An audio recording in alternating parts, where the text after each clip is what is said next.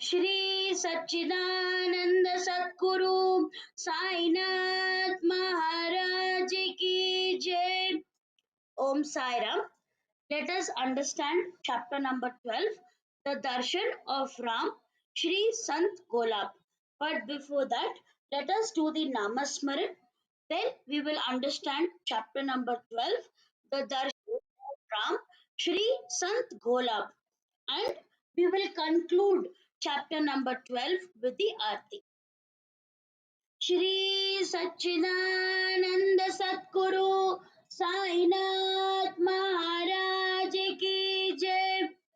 Om Shri Sai Nathaya Namaha. Om Shri Sai Nathaya Namaha. Om Shri Sai Nathaya Namaha. Om Shri Sai Nathaya Namaha. Om Shri Sai Nathaya Namaha. Om Shri Sai Nathaya Namaha. Om Shri Sai Nathaya Namaha. Om Shri Sai Nathaya Namaha. Om Shri Sai Nathaya Namaha. Om Sai Ram. Let us understand chapter number 12.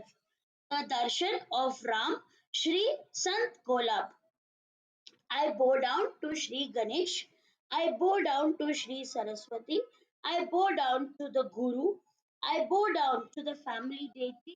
I bow down to Shri Sita Ramachandra. I bow down to Shri Satguru Sainath. Hail, hail to the Satguru Sainatha. I bow down and place my head at your feet. You are an immutable, eternal, and one with Brahman. Have mercy on the one who has surrendered. Satchidananda, house of bliss, grantor of happiness to those who are scorched by troubles of the world, destroyer of duality by the knowledge of Advaita, even for those who are slow in understanding, those who are experienced and fortunate have delineated your image and spread it like the sky in every nook and corner. God appears on earth to protect the virtuous and to annihilate evil. Saints, however, are different. For the saints, the virtuous and evil are the same. They do not know the difference between great and the lowly. For them, both are the same. Saints are greater than God. They set the evildoers on the right path. Their hearts ache with love and compassion for suffering. They are akin to Agasti Rishi for the ocean of existence. They are like the sun which dispels the darkness of ignorance. God lives in them. In the essence, they are one and the same. My Sai is one such. He has manifested for the sake of his devotees the embodiment of knowledge, in whom the lustre of divinity is firmly established. He had great love for all living creatures, yet he was totally detached. Though he had powers, he cared nothing for them. He had no animosity towards anyone and treated all alike. He who had no feelings of enmity and friendship and treated the king and the pauper alike. Such was Sai, the magnanimous. Listen to the majesty of Sai. Saints expend their store of merit for the love of their devotees. They leap over wells, mountains, and valleys for the sake of their devotees. The ignorant do not understand what is Paramatma. They are only involved in wife, progeny, and health and wealth. Leave those who do not understand alone. Those who are inexperienced and innocent, God mercifully cares them. But those who turn away from God, their pride sears them from within. If a saint becomes fond and takes pity on the ignorant, immense faith will be developed. The pride of knowledge will be futile. Foolish pedagogues unnecessarily swell with pride of their dry knowledge. They scorn the way of devotion, shun their company, revolt arisingly from cumulus intermixture of caste is not needed. False pleas of the pride of high caste is not needed.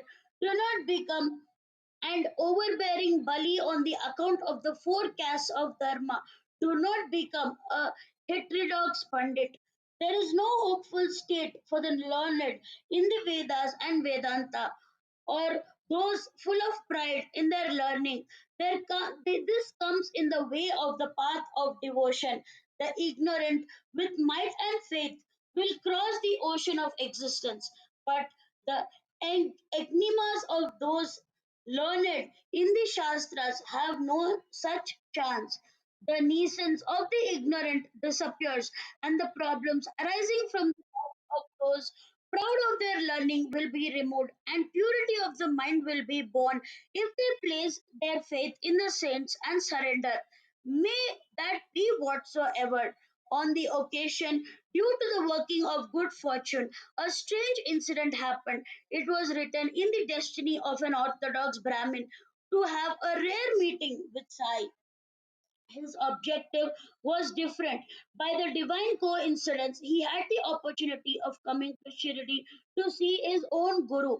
Listen to this very interesting tale. Illustrates the greatness of the Guru and the disciple. And Agniotri, surnamed Mule, an orthodox and pious resident of Nasik, came to Shirdi once on the strength of his earlier spiritual merits. If he did not have the strength of these merits, no one would say, stay in a moment in Shirdi. No matter how strong the determination, only Baba's will prevailed. One could think, I will go and stay there as long as I like, but it did not depend on his choice. He was under total control. Many egoists were humbled when making such decisions and making pronouncements of I, Sai was an unfettered entity. Till our turn comes, Baba does not think of us. When we do not even hear of his virtues, how can the desire of a darshan arise? Many had longed for Sai Samartha's darshan, but none got the opportunity till Sai's Nirvan. Having continued to postpone the visit and procrastinated, many found it too late as Baba had passed away. They kept deferring the matter from day to day, tomorrow, today, and so on. Ultimately, they were deprived of the chance of a face to face meeting and repented for it. The darshan was irrevocably lost. The craving of such people will be partially fulfilled by listening to these stories with reverence and faith. They will have to be content with minor acquisitions. Those who went in good time by good fortune were able to take darshan and touch his feet, were content. How did they stay there? At their sweet will, Baba had allowed them. None could go there of his own will and stay there at his own will. If allowed, then they only could stay as per Baba's will and left when he told to go. On one occasion, Tata Mahajani went to Shirdi from Bombay. He intended to stay there for a week at Shirdi and then returned. It was time of the festival of the birth of Lord Krishna. The Chavadi was beautifully decorated. The cradle was hung before Baba, and the devotees were dancing with joy. Kaka arrived at Shirdi at the opportune time of the Kokulashtami festivities, desiring to enjoy and witness the festival. Immediately, on going for Baba's darshan, Baba asked, when are you returning to your home?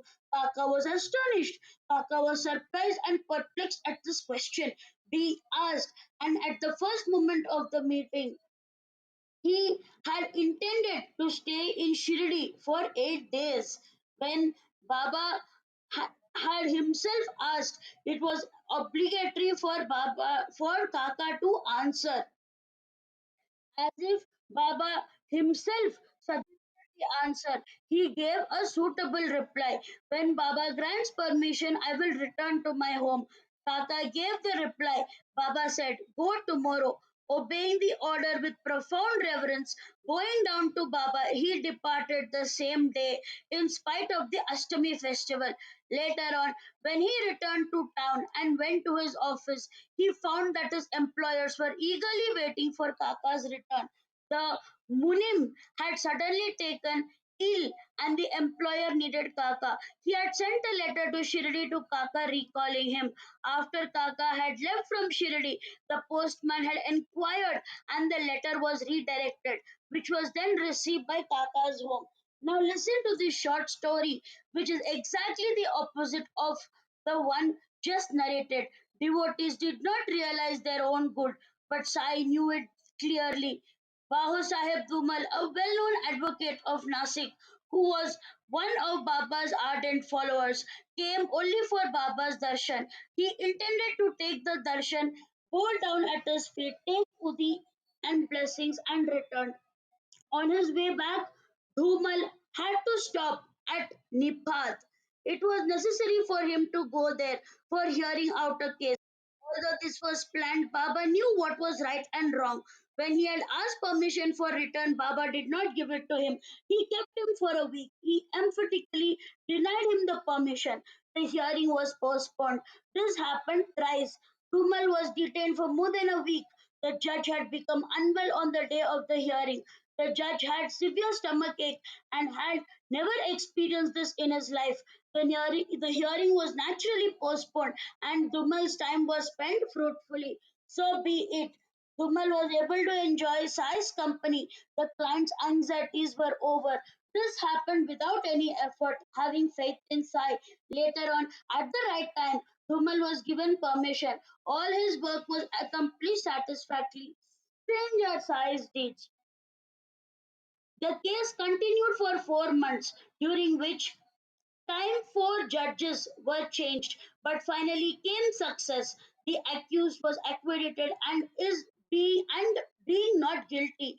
Listen how once Baba took the side of the wife of Nana Sahib Nimorkar, a great devotee, and the way it was done. He was the holder of hereditary rights in Nimon village.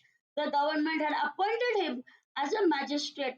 He was a very influential person. He was Madhav Rao's eldest uncle. He was old but was honored person. His wife was very sincere and devout to Sai and was their life's governing deity. Having left the ancestral village, both settled in Shirdi. Having full faith in Sai, they lived amicably. Getting up before sunrise, they took bath and said their prayers and came to the Chavadi to do the morning Kakadati. Later, he would say his stotras. Nana would stay near Baba till sunset, always engrossed in Baba's service. He would take Baba to the Lendi Bagh and bring him back to the masjid. With a heart full of love, he would do service as and when required. Even his wife would serve Baba in whatever way was possible for her, full of great devotion for the live long day there. They would use their dwelling only for their baths, meal, cooking, etc., or sleep at night. The loving couple spent all their time, morning, noon, afternoon, and evening near Baba, and all their remaining time. May that be whatsoever. If I go on describing the services of both of them, this book will become exceedingly lengthy. Therefore, I shall relate only the part of it which is relevant to the present subject. The lady had to go to Bellapur as her son was slightly unwell there. She had made her preparations to go there in consultation with her husband. Later, Baba was consulted as per the usual custom. And as soon as Baba gave affirmative reply, she told her husband, so be it. It was thus finally decided to go to Belapur, but then Nana had said that she should return the very next day. Nana had some reason, therefore he told her to go, but returned immediately. So his wife was in two minds. The next day was the Amavas of the Pula festival. To spend that day also there was therefore the lady's desire, but Nana was not agreeable. Besides, it was not considered right to travel to or from a place as it was Amavasya. Therefore, she faced the dilemma and didn't know how to solve it. She could not be satisfied without going to Belapur, nor could she be hurt at her husband's feelings. The question of disobeying did not even rise. So be it. She made her preparations and set out to go to Belpur. Baba was on his way to the Lendi, and she bowed down to him. Before starting upon her journey, it was customary to bow down before God to remove all obstacles on the way. This was also a tradition followed in Shirdi, but Sai was the deity there. Even if there was a hurry to pass the time of departure, they would bow down at his feet. In keeping with this practice, when Baba was standing in front of Saty's Vada, for a moment the lady bowed at his feet. Nana Sahib Nimonkar and the others began small who gathered there to get a quick darshan and also greeted Baba. In front of the group there, and especially in the presence of Nana, Mark was when Baba told the lady with presence of mind. When she placed her head at his feet and asked permission to him, Baba said, "Go early as soon as you can, take it easy. Now that you are going, stay at Belpur for 4 days at leisure after meeting everyone and make enquiries and return to Shirdi." So be it. Baba gave an unimaginable peace of mind to the lady. Nimonkar also got the hint. Both of them were satisfied. In short, when we plan, we do not know the totality of the situation. The saints know where lies our welfare and where not. There is nothing that they do not know. The past, present, and future is all clearly perceived by them, just as one can read the palm of one's own hand. Devotees are befitting if they behave according to their guidance. So be it. Now we will revert to the original story and narrate how Mule was blessed and given the darshan of the Guru. Mule was intended to meet Sri Ram Bapu Sahib Bhuti and to return immediately. So be it. Even though this was the intention, Baba had a different plan. Listen attentively to the miracle and its forward subject. He met Shriman, the group then the group headed to the masjid. Also felt like accompanying them and he joined them. Mule had studied all the Sikh Shastras. He was an erudite in astrology and proficient in palmistry. He was enthralled by the darshan. Pedas, buttas, barfi, coconut, sweets such as fruits such as oranges were being offered to Baba by his beloved and innocent devotees in abundance. Besides, female fruit vendors also came there. Baba purchased rose apples, banana, sugar cane as he thought fit with his own money. He also spent his money to buy baskets of mangoes and got lot of bananas and distributed them to the devotees to its heart's content. He would take a mango one by one and would hold it between his palms. Few till it became soft and then gave it to the hands of the devotees. Once the lips touch the mango, the juice will flow directly to the stomach as from the bowl, and the skin of the stone could be discarded. In the case of bananas, it was an unusual manner. The pulp was given to the devotees, and Baba would eat the skin thereof. Oh, how wonderful were his deeds! Baba distributed all these foods with his own hands to everyone. Occasionally, when he felt like it, he would taste some himself too, as was the practice the day Baba was distributing to his devotees a basket of bananas which he had brought. Shastra Bua Mule was surprised when he saw Baba's feet. He had decided to observe the Dwaja, Vajra, and Ankush lines of Baba's souls. At that moment, Baba's devotee Kaka Sahib Dikshit was nearby. He picked up 4 bananas and placed them in Baba's hand. Somebody earnestly pleaded with Baba, Baba, this Mule Shastri who resides in the holy place had attained your feet due to his merits. Won't you give these fruits to him as prasad? Entreaties or no entreaties. Unless it occurred to Baba himself, he would never give anything to anybody or do anything. Mule asked for his hand and not the bananas, for which he stretched out his hand. Baba paid no attention to him and kept distributing the prasad.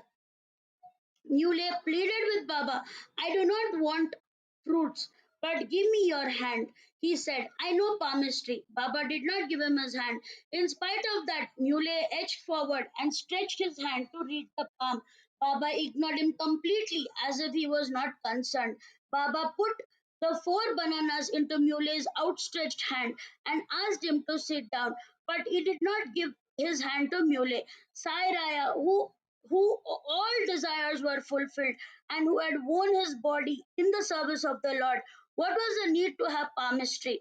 He, who was both the mother and father to his devotees, noticing Baba's detached nature and his indifference to palmistry, Sha- Shastri Bua drew back his hand and desired from further importunating him. For a while, he had sat quietly. Then he went to the Vada along with the rest of the group, took his bath, wore the Sauvala, and started doing the Agni Otra. On the other hand, as was the custom, Baba started for the Lendi. He said, "Take some ochre powder with you. I wish to wear saffron colored garments." Everybody was surprised. What would Baba do with ochre powder? Everyone started thinking, why was he reminded of ochre color to the day? Baba's words were euphemistic. What would the meaning would one derive? If you bear in mind listening, the correct meaning would be revealed in the due course of time. Such are the words of the saints which are never futile. They are full of deep meaning. Who can evaluate them? First in thought and then in speech. This was the normal practice. The conduct of saints is exactly in accordance to their speech.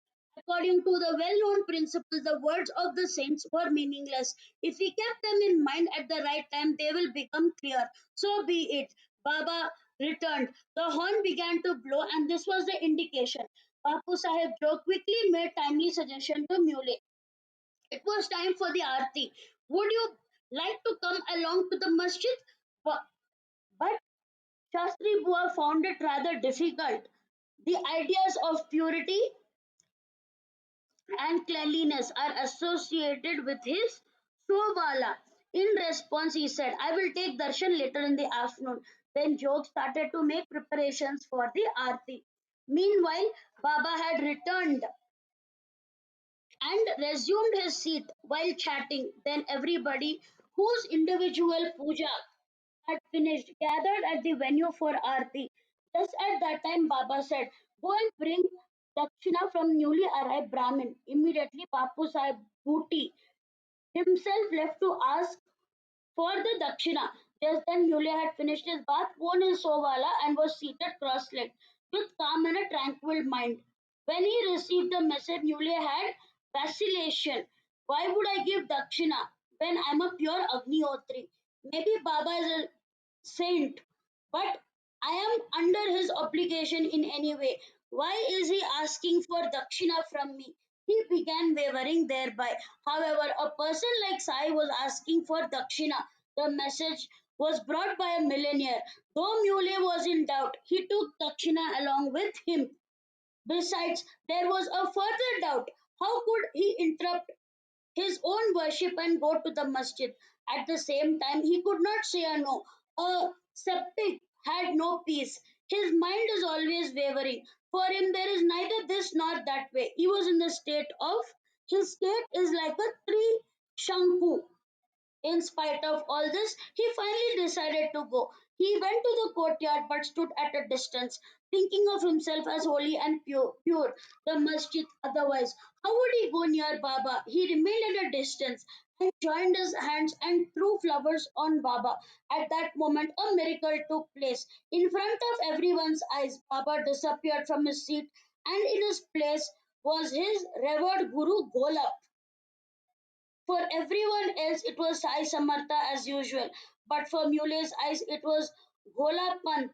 Though he had expired long ago, Mule was greatly astounded. Although the Guru had actually taken Samadhi, he had appeared in front of his eyes.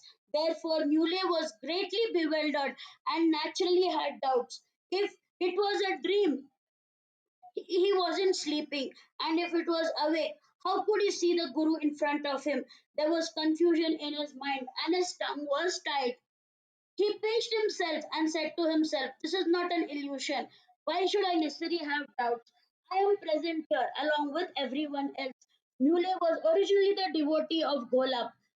Though he was in doubt about Baba, he later on became a firm believer and had no qualms about it. He was a chaste Brahmin of high order, well versed in Vedas and Vedanta. He was awestruck by the darshan of Golab in his mandir. Later, he climbed up the steps, bowed down at the feet of the Guru, and stood with folded hands in total silence. He was dumbfounded. When he saw Golab, Swami in saffron clothes and saffron garment of a sannyasi, Mulil ran forward and repeatedly embraced at his feet. His pride about his high caste was torn into pieces. His vision was clear, as it were, as soon as he saw his guru, who had attained realization. He considered himself as most fortunate. He was his doubting nature he developed for Baba. He gazed at Baba's feet with half closed eyes. His meritorious deeds of many former lives now bore fruit. His eyes had beheld Sai's feet and had bathed with the Charnamrita. He had felt that his destiny had changed for the better. Many were surprised from throwing flowers at a distance. Here he was laying his head at Baba's feet. Others were reciting Baba's Aarti, while Muley was singing the Aarti of Golab's name at the loudest voice and was lost in overwhelming love. All the inhibitions about Sobala was abandoned, and the consciousness about touchability and non touchability disappeared. He prostrated himself and closed his eyes with joy.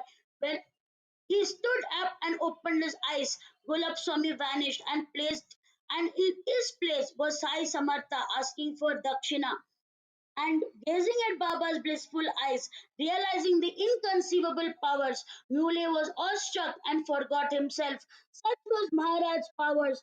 Having experienced it, he lost all interest in food and drink. Muley was desirelessly happy because he had the pleasure and darshan of his guru. He was contented. He prostrated before Baba with his full body and outstretched, with his eyes filled with tears of happiness. He put his head on Baba's feet. Whatever dakshina he had given again, he put it at his feet. His eyes were wet with tears of love, and his whole body trembled with intense purity and emotion. He was choked with emotion and with overcome with the eightfold form of devotion. He thought of himself that now all my doubts have been resolved, and above all, I am able to meet my guru. Everyone, including Mule, was overwhelmed with emotions. They realized Baba's unique Leela and understood the significance of ochre powder and realized what it meant. It was the same Maharaj and the same Mule, yet what a change in the whole situation. What was they to be surprised at that time? Who can ever fathom Baba's ways? His deeds are indeed unfathomable. Similarly, a Mamalatar holding Sai's darshan in great respect set out from Shirdi along with the doctor friend. The doctor was a Brahmin by caste, a devotee of Sri Ram, regularly and correct in observance of prescribed rituals, which he was well versed. Sai Baba is a Muslim and I'm a devotee of Ram. I will not bow down to him. He told this to his friend beforehand.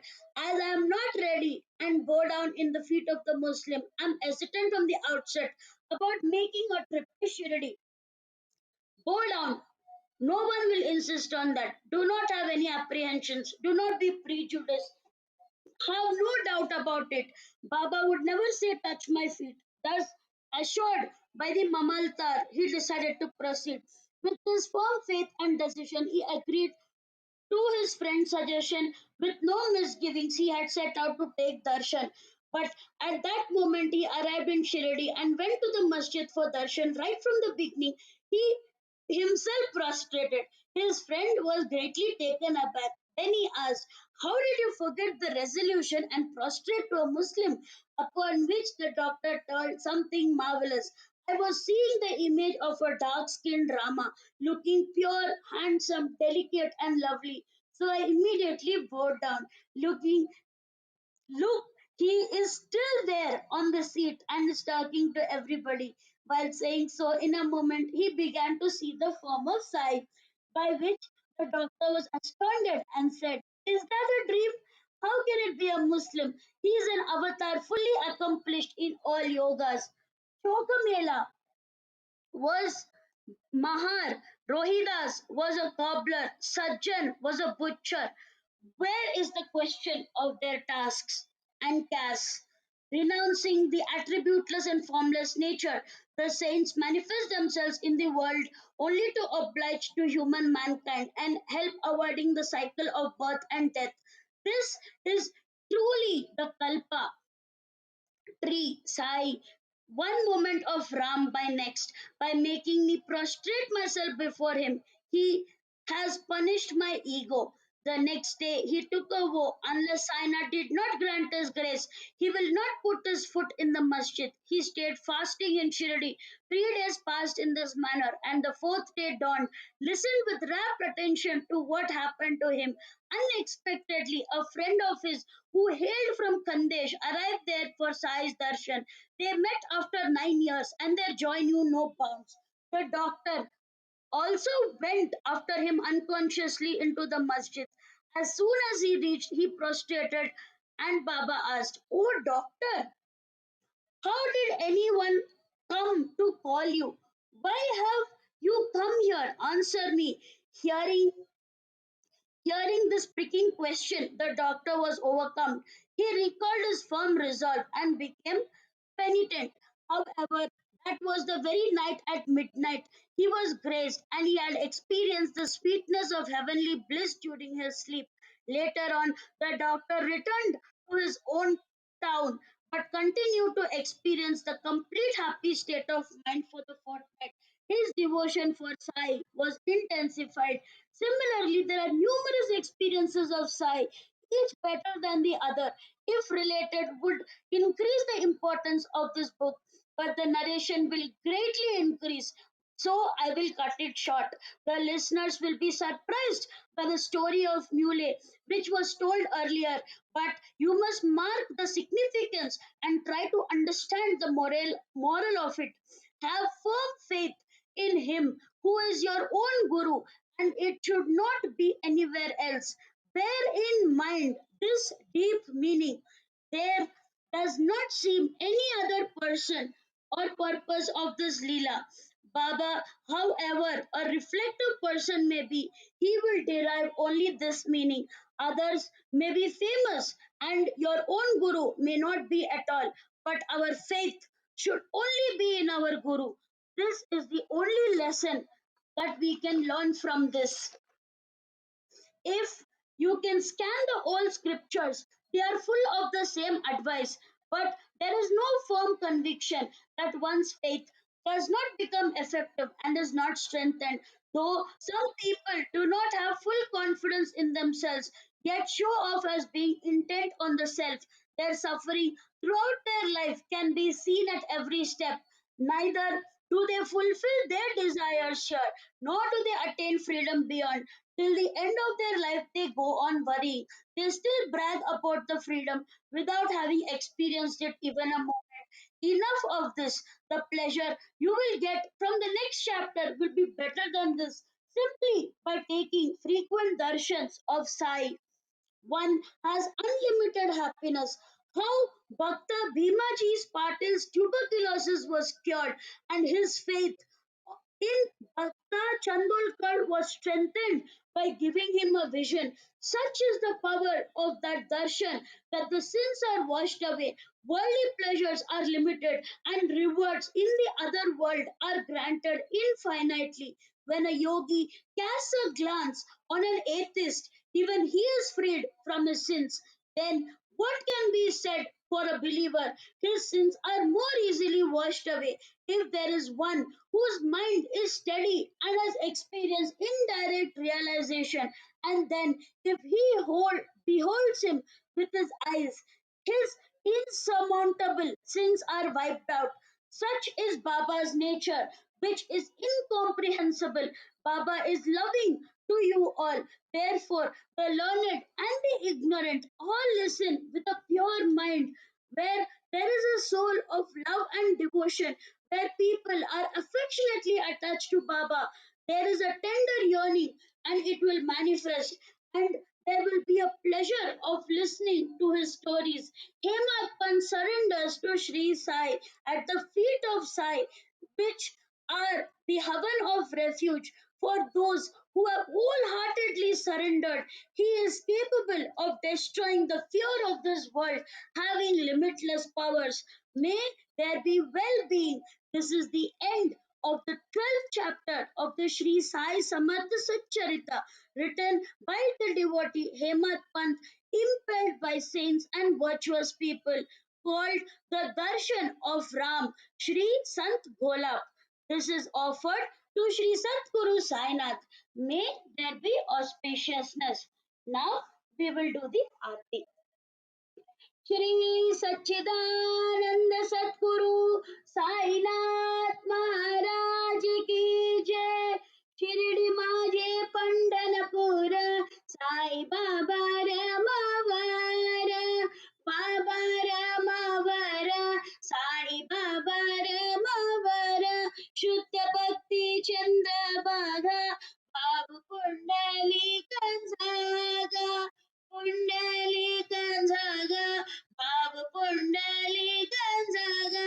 याव याव अवघे जन करा बाबा श्रीवंदन, साई श्रीवंदन करा बाबा श्रीवंदन.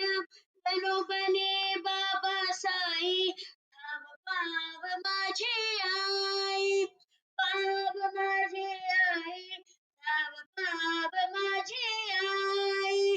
बनेल Changan बने कचरना दोयती पाय नरुपा तुझे, प्रेमीन रंगीला अनंत पूजिम पवेव मायन बनेल मा. त्वमेव माता पिता त्वमेव, त्वमेव बन्धु सदा त्वमेव, त्वमेव विद्या दैरङ्गमेव, त्वमेव सर्वं मम देवदेव. पायन माचापसनिर्म मुद्याकनावापतन स्वभाव, नरोमि यद्यं सकलन्तरस्मै नारायणाय समर्पयामि. अच्युतं केशवं राम नाम नारायणं कृष्ण दामोदरं वासुदेवं हरे, केशवं माधवं गोपिका वल्लभं जानकी नायकं रामचन्द्रं हरे.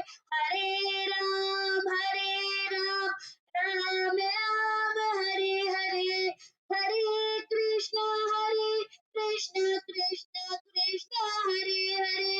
श्री गुरुदेव दत्त सच्चिदानंद सद्गुरु साईनाथ महाराज की जय. Om Sai Ram. I urge all of you to read the one chapter of the Sai Satcharithra every day and so in Baba Bliss. Baba bless you. Om Sai Ram.